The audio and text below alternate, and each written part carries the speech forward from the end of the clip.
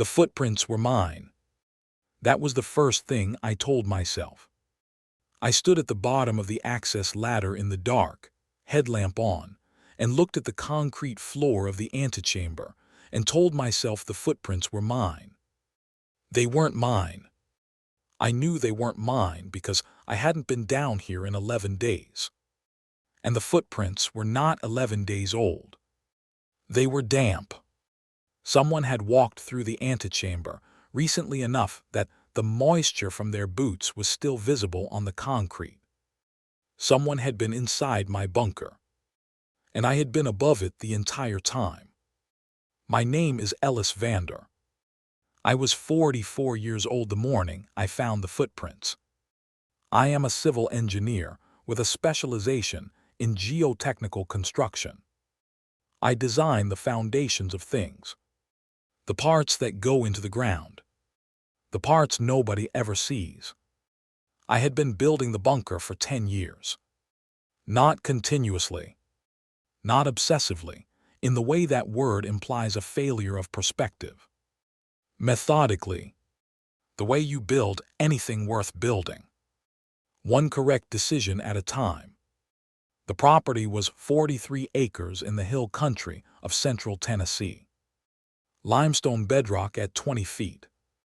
A seasonal creek running along the eastern boundary.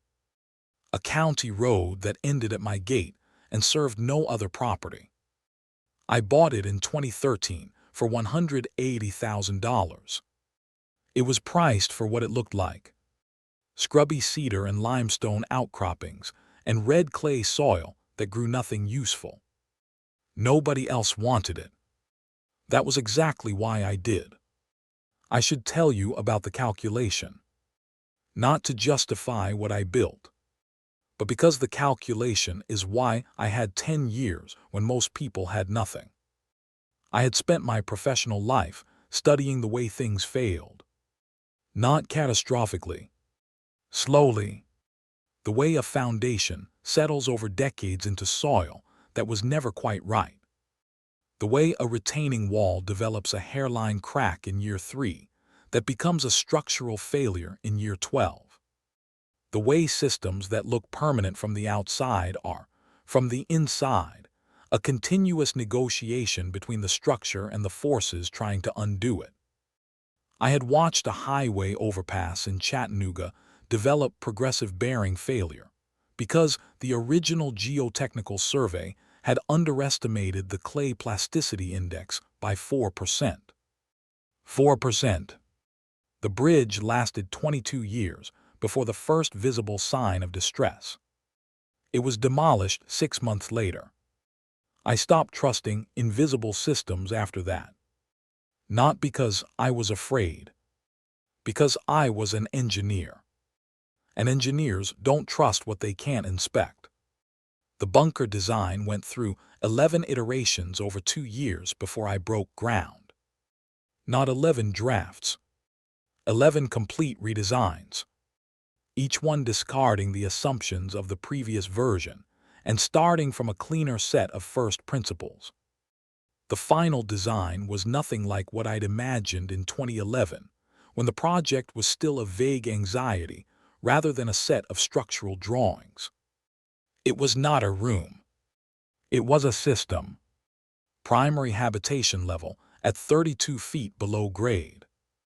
Poured concrete walls, 16 inches, with a rebar matrix I specified to bridge seismic loading coefficients typically reserved for nuclear facility secondary containment. Not because I anticipated a nuclear event. Because overbuilding the walls was cheap relative to the cost of rebuilding them. And because the wall was the one component I would never be able to inspect after the concrete cured. The floor was 4 inches of reinforced slab over a vapor barrier, over a gravel drainage bed, over compacted limestone fill. The ceiling was a 12-inch transfer slab carrying the load of 30 feet of overburden, plus a poured-in-place equipment pad at grade level that looked, from the road, like the foundation of a small agricultural building. Because that's what it was. As far as anyone driving past on the county road was concerned. I worked on it every weekend for 3 years. Then I hired a crew from a foundation contractor in Cookeville for the major pours. I told them it was a storm shelter. It was not a lie, technically. It sheltered against storms. Among other things. The crew poured and left. I finished the interior over the following 4 years. Alone mostly. My marriage had ended in 2016. Not because of the bunker. The bunker was a symptom, not the cause. Karen had used the word compulsion in the mediator's office, and I had not argued with it because arguing would have required me to explain the calculation, and explaining the calculation had never once made anything better between us. She got the house in Nashville. I got the 43 acres and the concrete shell 32 feet below it. At the time, I considered it an equitable division. By 2019, the primary level was complete. 640 square feet of habitable space. A galley kitchen with a 2-burner induction cooktop and a chest freezer. A sleeping area with 2 bunks. A mechanical room housing the air filtration system, the battery bank, and the water management equipment. A storage room with floor-to-ceiling shelving that I had loaded, over 2 years of careful acquisition, with food stores rated for 18 months at one person's consumption. 36 months if rationed. My rationing protocols were documented in a binder on the kitchen shelf. I had run the caloric math 4 times. Each time I got the same number. I had enough. The access was a 30-inch steel tube, dropped vertically through the overburden, with a ladder welded to its interior wall. At the top, the hatch opened into the floor of the equipment shed. The hatch was steel plate, hinged, with a combination lock mechanism I designed myself because the commercial options were insufficient. At the bottom, the tube met the antechamber, a 6x6 room that served as a transition space between the shaft and the primary level. A place to decontaminate, to drop equipment, to breathe before going deeper. The antechamber was where I found the footprints. But I'm getting ahead of myself. The outbreak reached Cookeville on a Thursday.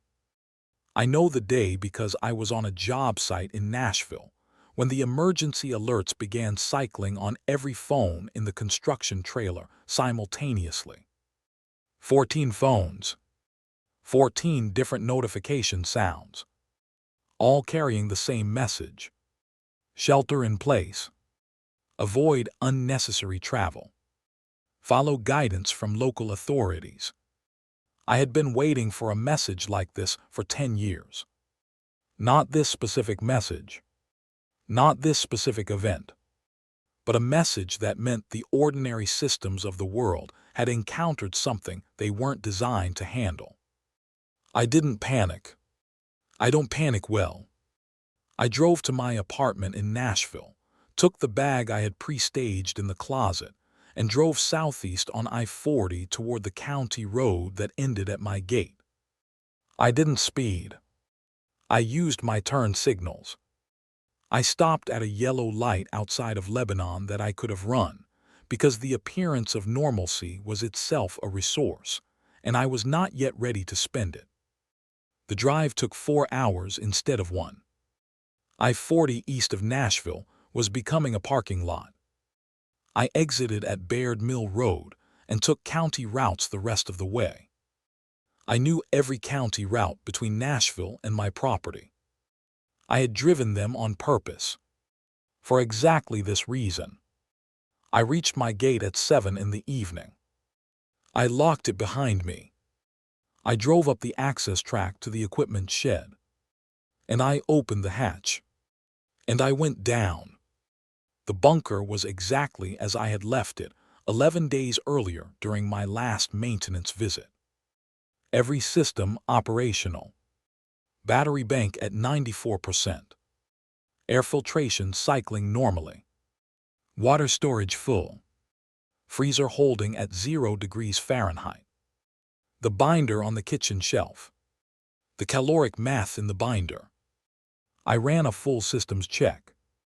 37 minutes. Every item on the checklist confirmed. Then I went back to the surface. I had left a vehicle above grade. I needed to move it under cover before dark. I needed to audit the equipment shed for thermal signature. I needed to understand what I was dealing with before I committed to a timeline below ground. The first 3 days I spent above grade. Not out of complacency. Out of professional habit. I don't commit to a structural solution before I understand the load. The load, in this case, was whatever was moving along the county road. I watched from the equipment shed with a spotting scope I'd mounted on a steel bracket inside the eastern window. The county road ran north-south at the edge of my property. On the first morning, nothing. On the second afternoon, 2 figures. Walking south. I want to describe what I saw accurately because accuracy matters, and because the description I'd been carrying in my head for 10 years, the one that drove the caloric math and the Rebar specs, was wrong. These were not fast. These were not coordinated. These were not predatory in any way I recognized as predatory. They walked the way a gate swings when the latch spring is broken. Back and forth. Finding direction only when something interrupted the pendulum. One of them stepped off the road into the bar ditch and continued walking until the ditch wall stopped it. It stood against the ditch wall for 40 seconds. Then it turned 90 degrees and walked along the ditch. I watched it for 20 minutes. I wrote down everything I observed. Not in a journal. On graph paper. With a timestamp and a compass bearing for every behavioral note. I was an engineer. This was data. Data was the beginning of a solution. On the 4th day, I opened the hatch and went down to run a resupply transfer. I had staged additional food stores in the equipment shed. Dry goods mostly. Vacuum sealed. I had been bringing them down in batches over the previous months. I descended the ladder. I stepped off the last rung into the antechamber. I turned on my headlamp. And I looked at the floor. 2 sets of footprints. Not mine. I knew they weren't mine because my boots had a Vibram lug sole with a distinctive heel pattern I would have recognized. These were smooth-soled. A smaller print. Narrow toe box. A shoe designed for indoor use rather than outdoor. Both sets led from the base of the ladder to the interior hatch. 1 set going in. 1 set coming out. The prints going in were deeper at the toe. Someone moving quickly. The prints coming out were more evenly weighted. Someone who had slowed down. Or someone who had found what they were looking for and was no longer in a hurry. I stood in the antechamber for a long time. I did not open the interior hatch immediately. I stood there and ran the logic. The hatch at grade level used a combination lock I had designed. 6 digits. No default. No override. Either someone had the combination, or someone had defeated the mechanism. I climbed back up the ladder and examined the hatch from above. No visible damage to the lock body. No scratches on the shackle indicating pick attempts. No deformation of the steel plate. The hatch had been opened by someone who knew the combination. There were 4 people in the world who knew the combination. Me. Karen, my ex-wife, because I had given it to her in 2017 in a moment of what I had described to myself as practical contingency planning, and what she had described to me as the saddest thing anyone had ever told her. My brother Dale in Knoxville, because Dale was the only person in my family who had ever taken the project seriously, and because Dale knowing felt like the right kind of redundancy. And my structural engineering colleague, and the closest thing I had to a professional confidant, a woman named Petra Chen who worked at the same firm, and who I had told during a late night on a job site in Murfreesboro, when we were both tired enough to be honest. I did not know where any of them were. I climbed back down the ladder. I opened the interior hatch. The bunker was undisturbed. Everything exactly where I had left it. The food stores untouched. The binder on the shelf. The caloric math undisturbed. But on the kitchen table, a single sheet of paper, folded once. I recognized the handwriting before I unfolded it. It was Dale's. Ellie. Came down on day 2. Couldn't stay. Sasha was sick. Not the way they're saying on the radio. Regular sick. Appendix maybe. Drove her to Vanderbilt. Don't know if that was right. Binder looks good. Glad you built it. I'll come back if I can. D. I sat at the kitchen table and read the note 3 times. Then I folded it and put it in the chest pocket of my jacket. Sasha was Dale's daughter. She was 9 years old. She had been to the property twice. She had called the bunker the underground house and asked if there were fish in the drainage creek. I sat at the kitchen table for a long time. Then I went back to the surface. Because sitting underground while my brother drove his sick daughter through a city that was becoming something else was not something I was built to do. I had enough fuel for the F-250 for approximately 400 miles. I had the spotting scope data from 3 days of observation. I had the note. I did not have a plan. I drove north toward Nashville. I need to tell you what the roads looked like. Not to provide atmosphere, but because the roads are information, and the information shaped every decision I made in the next 72 hours.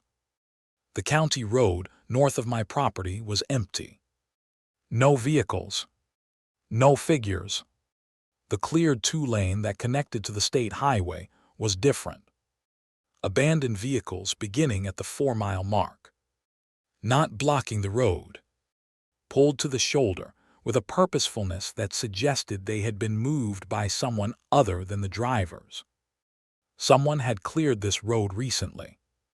The same way Carver Lind had cleared his switchback. A human signature in the landscape.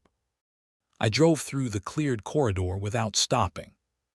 At the junction with the state highway, I pulled over. The highway was not cleared. The highway was the reason for the corridor. Whatever had happened on the main roads had happened fast. Vehicles in both lanes, some with doors open, some with engines still running, the fuel long since exhausted. A panel van crosswise across the northbound lane, with its hazard lights still flashing. That detail stopped me. Hazard lights. Someone had presence of mind to turn on their hazard lights. And then, something had interrupted that presence of mind. I turned around. I went back to the bunker. I went back because the highway told me that Nashville was the wrong direction. That whatever I would find at Vanderbilt Medical Center was either resolved or unresolvable. And that driving into it, in a truck that represented one of my 4 remaining resources, was a decision I couldn't justify on the data I had. It was the hardest calculation I have ever made. I made it in 17 seconds, sitting at the state highway junction. And I have made peace with it. Mostly. She was at my gate when I returned. Not Dale. Not Sasha. A woman. Sitting on the gate's cross brace with her legs dangling and a backpack on the ground beside her. She was not in distress. She was reading a paperback book. In the failing afternoon light. On my gate. I stopped the truck 30 feet back and sat for a moment. She looked up from the book. She did not run. She did not raise her hands. She closed the book, which was a deliberate and unhurried gesture, and she looked at my truck with the specific expression of someone who had been expecting a vehicle, but not this vehicle. I got out. "My name is Petra Chen," she said. "I know who you are." She climbed down from the gate. She was 41, compact, with the kind of stillness that comes from working in rooms where precision matters. She had been my structural engineering colleague for 9 years. She had known about the bunker for 4.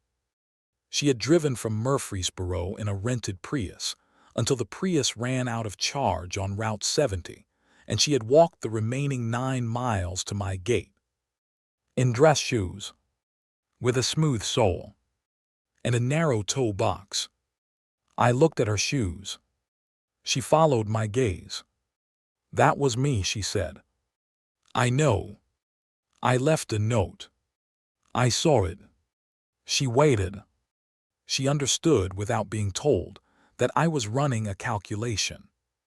She had worked with me long enough to recognize the look. What she didn't know was what I was calculating. I was calculating the cost of telling her she couldn't come in against the cost of what I already knew I was missing. The bunker had been designed for one. But designed for one meant designed by one. One set of assumptions about what the threat would look like. One professional framework for understanding how systems failed. I had been wrong about the threat. I had built a fortress against an enemy that didn't lay siege. And I didn't have enough information to know what it actually did instead. Petra was a structural engineer who also happened to hold a graduate degree in computational fluid dynamics. She studied the way things moved through systems. Water, wind, people, vehicles. The mathematics of flow. I looked at the county road. I thought about the 2 figures I had watched from the spotting scope. The one that had walked into the ditch wall. The one that had then turned and followed the ditch. Following the path of least resistance. Like water. "Open the gate," I said. She opened it. I showed her the bunker, the way Carver showed Naya his cliff house. Not out of pride. Out of necessity. I needed her to understand what the structure could do before she started looking at the hatch like it was the only option. She listened without interrupting. She asked one question when I finished. "What's the acoustic signature of the ventilation system?" I didn't have an answer. I had never measured it. She nodded the way she nodded when a calculation came back wrong but fixable. "We need to measure it," she said. "And we need to understand what else is broadcasting our position that you haven't measured." She was right. I had built the bunker to keep things out. I had not built it to keep signals in. She had her laptop. The battery was at 62%. She had 3 acoustic measurement apps and a signal analysis package she used for fluid dynamics modeling. We spent the first evening running a signal audit of the property. Not just the bunker. The entire 43 acres. Every piece of equipment. Every structure. Every system that generated heat, sound, vibration, or electromagnetic output. The results were not what I expected. The bunker itself was clean. The 16-inch walls absorbed most of the mechanical sound. The ventilation stack was quieter than I'd feared. The solar panels on the equipment shed produced no measurable acoustic or thermal signature. But the equipment shed itself was wrong. Not dramatically. Subtly. The corrugated metal roof was creating a thermal differential as it cooled in the evening air. A radiative signature that Petra's thermal model suggested would be detectable to anything operating on temperature gradient response within approximately 200 meters. We had been camping on a heat source. It was the bunker's roof. I had never considered the roof. The roof was not the bunker. The roof was just a shed. You built the right structure, Petra said, reviewing the data on her laptop in the dim light of the antechamber. And then you put it under the wrong building. She was not being unkind. She was being accurate.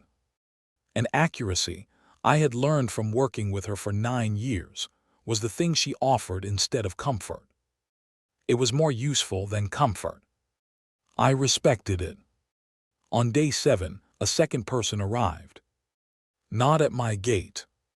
At my creek. The seasonal creek along the eastern boundary. I was running perimeter checks along the fence line when I heard something that wasn't water. I stopped. I listened. The sound was low. Rhythmic. Breathing. I moved toward it carefully, staying low, moving against the wind. A man was sitting in the creek bed, back against the limestone bank, boots in the water, a hand pressed flat against the rock beside him. He was not panicking. He was counting. His lips were moving. He was counting something. I watched him for 2 minutes. Then I stepped out. He saw me and did not move. He raised one hand slowly. Palm open. He was 60 maybe. With the kind of weathered competence in his face that belongs to people who have spent their lives outdoors reading conditions. His name was Roy Atkins. He had been a cave geologist with the Tennessee Cave Survey for 31 years. He had been mapping a cave system in the Cookeville Karst when the outbreak reached the county. He had spent 4 days underground. Not in hiding. Working. Because the cave system extended beneath the limestone bedrock for 11 miles and connected, at several points, to the surface through natural openings that nothing moving on gradient response was likely to find. He had been counting his breathing. Because the caves had taught him to regulate his carbon dioxide output. You go still enough, he said, looking at me from the creek bed. You go still enough and quiet enough and cool enough. They walk right past. I thought about the drifter I had watched walk into the bar ditch. About the one that had turned and followed the ditch wall. About Petra's thermal model of the equipment shed roof. About what it meant that this man had survived 4 days above and below ground by making himself part of the landscape. Come with me, I said. He looked at the creek. He looked at me. He looked at the direction I had come from. You have something down there, he said. Yes. How deep? 32 feet. What's the bedrock? Limestone. He nodded slowly. Is it tied in? I didn't understand the question. He meant, did the bunker connect to the natural cave system beneath the property? It didn't. I had not known there was a cave system. That's a problem, he said. And then, before I could ask what he meant, he stood up from the creek bed, picked up his pack, and walked toward the equipment shed. He had already decided. He just needed to see what he was deciding about.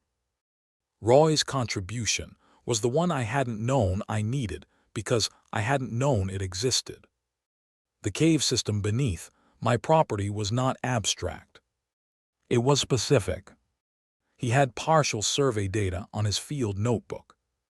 He had spent 3 decades mapping the karst geology of this region. He knew from the survey data and from the surface indicators he'd read on my property that the main cave passage ran east to west beneath the limestone ridge at the property's northern edge. It passed within 40 feet of my bunker. Not adjacent, but close enough. Close enough that a lateral connection, bored through limestone that he described as moderately friable in the relevant section, was a construction project rather than a geological impossibility. What does a connection give us? Petra asked. She had spread her laptop on the kitchen table and was running fluid dynamics models. Roy looked at her screen. "Passive ventilation," he said. "The cave maintains a constant temperature of 58 degrees year-round. It has its own airflow driven by external pressure differentials. It's invisible. No thermal signature. No acoustic signature. No electromagnetic output. If we connect to it, we become part of it.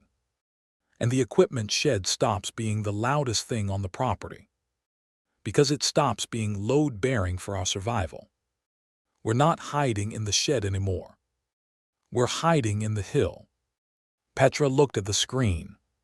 Then she looked at me. "You're the geotechnical engineer," she said. "Can you bore it?" I looked at Roy. He had already pulled out his field notebook. He was sketching the approach angle. He already knew we could bore it. He was waiting for me to catch up. We started on day 12. The boring took 9 days. Roy directed. Petra modeled. I built. The work was quiet, which was the point. Hand tools only. No jackhammer. No power equipment. Chisel and hammer against limestone that had been softening along a fracture line for approximately 40,000 years. Roy had known exactly where to start. The fracture line was the reason. The fracture line was visible at the surface as a linear depression in the limestone outcropping 20 feet north of the equipment shed. He had identified it in the first 20 minutes of walking the property. I had owned the property for 11 years. I had never noticed the depression. I had been looking at the soil. He had been looking at the rock. On the 4th day of boring, a third person arrived. She came from the east. On foot. Along the creek bed. I found her at the property boundary, crouched in the water with her shoes off, watching the house. She was 28. Her name was Miriam Tsai. She was a groundwater hydrologist. She had been conducting a field survey of the Cookeville Basin when the outbreak reached the county. She had spent 8 days moving through the watershed, staying in the water when she could. She had understood, before any of us had, that the creek was safer than the road. Because the creek ran below grade. Because the water masked her thermal signature. Because the sound of moving water covered her footsteps. She had been using the hydrology. The same hydrology Roy was trying to connect us to. When I told her what we were building, she sat down on the creek bank. She sat there for a full minute. Then she said, "The aquifer." Not a question. A connection she had just made. The karst aquifer beneath this region, she explained, was one of the largest unconfined aquifers in the state. It fed springs throughout the county. It connected, through the cave system Roy was mapping, to water sources that could sustain a population indefinitely. Not just water for drinking. Water as infrastructure. Water as the invisible system that moved through the limestone beneath us, while the surface above became something none of us wanted to name directly. She looked at me. "How deep is your bunker?" 32 feet. "What's your water system?" "Stored reserves and a sand filter." She shook her head. The way Petra had shaken her head at the thermal model. The way Roy had shaken his head at my ignorance of the fracture line. The way people who understand something specific shake their heads when they encounter a system built without that understanding. "I can connect you to the aquifer," she said. "You'll never run out of water. But the intake has to be right. If you do it wrong, you'll contaminate the formation. And contaminating that aquifer isn't just your problem. It's everyone downstream's problem for the next 50 years. She said it the way Petra stated physics problems. Without drama. As a constraint that needed to be designed around. I liked her immediately. By day 21, 4 of us were living in a bunker designed for one. 4 people with different frameworks, different ways of reading the same environment. Roy read the rock. Miriam read the water. Petra read the movement patterns. I read the structure. And the structure I had built, I was beginning to understand, was the least important of the 4. The rock had been here longer than my rebar. The water had been moving through the limestone longer than my drainage bed. The patterns Petra was modeling had been shaping every creature's movement through this landscape for 10,000 years. I had built a vault. These 3 had been living in a system. And the system was older and more resilient and more invisible than anything I had poured and formed and bolted together. On day 24, we completed the lateral connection to the cave. Roy led us through it the first morning. Crawling, then walking. The main passage was 7 feet high at its apex, lit by our headlamps, smelling of cold mineral water and the specific darkness that predates electricity. Roy moved through it the way he'd moved through the creek bed, counting, reading the rock, pointing out features with the quiet pride of a man returning to a place he had spent his life understanding. "This is the formation I mapped in 2009, he said, touching a column that met floor and ceiling without ceremony. I didn't name it. I should have named it. Petra was running her phone's acoustic analysis software. No detectable output, she said. The cave absorbed sound the way the 16-inch walls absorbed mechanical vibration. Not perfectly, but functionally. We were below the surface signature of everything that moved above us. Miriam was sampling water from a seep on the eastern wall. Clear, she said, reading the test strip. Hard, which is what you want in limestone country. No contamination indicators. She looked at Roy. Where does this passage connect to the surface? He opened his field notebook. He had it mapped. 3 natural openings within 2 miles. All in locations that, based on Petra's movement models, were in low-gradient areas unlikely to accumulate drifter presence. Not impossible, but unlikely. The inverse of the equipment shed. The shed had been visible. The cave openings were invisible, covered by cedar scrub, below sight lines, in terrain so irregular that anything moving on gradient response would route around them naturally. We were connected to the surface through 3 exits that no one would find by accident, and no one would find by intention, because no one knew the cave system was here. Except Roy, and now us. On day 31, I went into the bunker alone at night. I sat at the kitchen table, where Dale's note was still in my chest pocket. I thought about the footprints in the antechamber. 2 sets. In and out. Dale had come in, found the binder, the caloric math, the food stores. Dale had come out. Because Sasha was sick. Because a sick 9-year-old needed a hospital and not an underground house with canned goods and an air filtration system. Because the bunker was the right answer to the question I had asked. And Dale had been asking a different question. I was not angry. I had never been angry about the choice he made. But I had been sitting with the specific ache of knowing he had come here, had been inside the thing I built, had read my work, and had needed something it couldn't give him. Petra knocked on the hatch. She climbed down without being invited. She had learned in 31 days that I didn't need to be checked on, that I needed to be interrupted.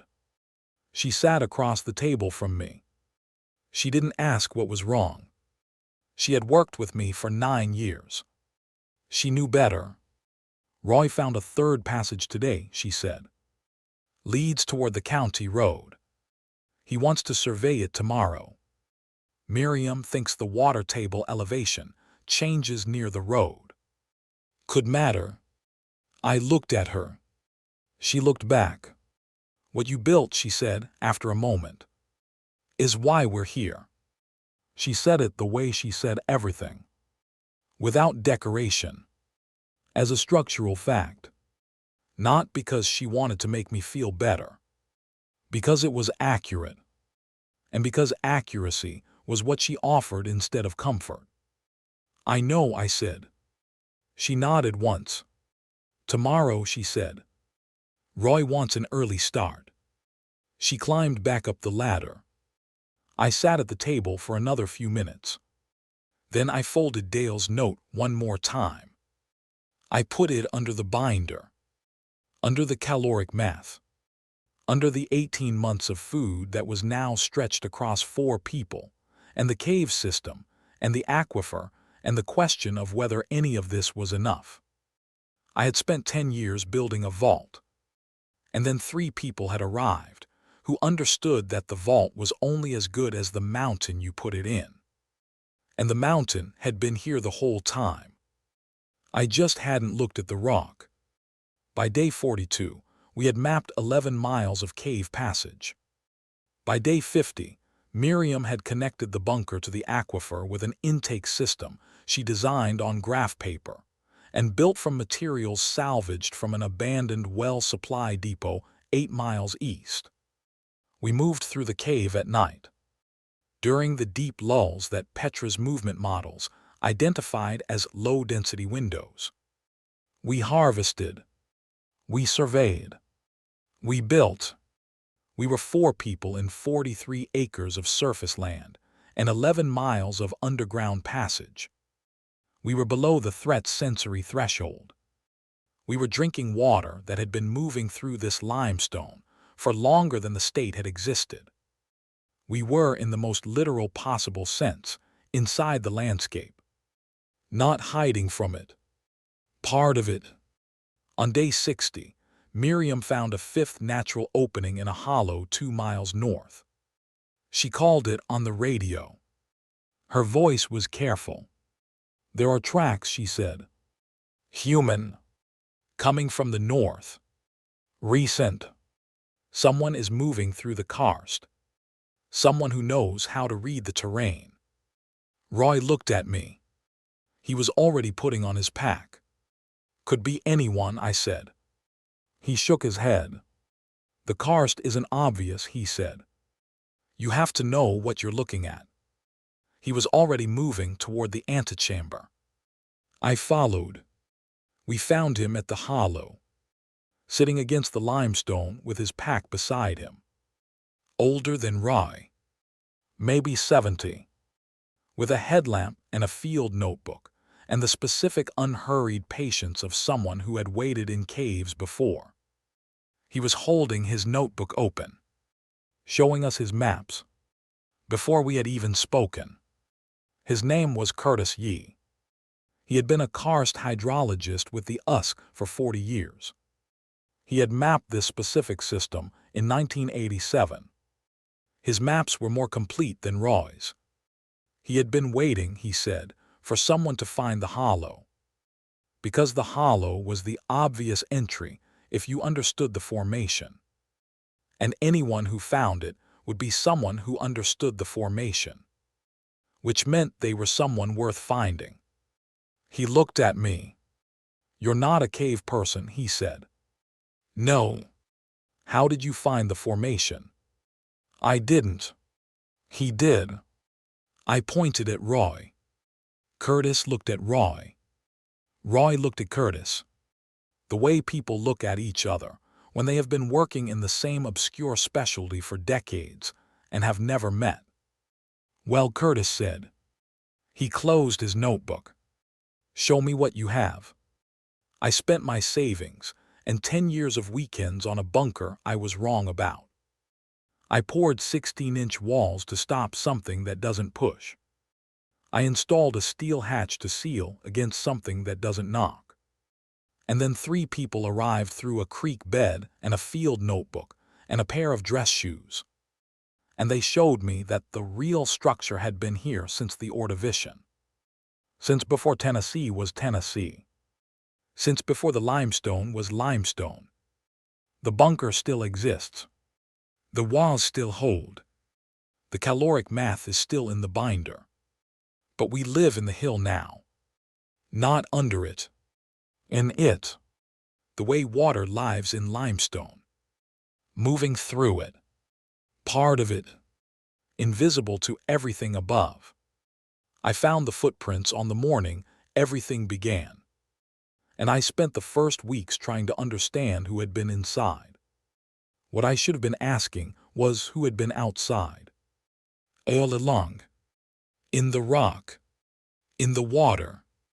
In the passages that had been waiting since before I broke ground. 4 people taught me that. And one old man with a 40-year-old map who sat in a cave entrance and waited for someone to find him, because he understood that someone who could read the rock would eventually come. He was right. We found him. And he showed us the rest of the way through.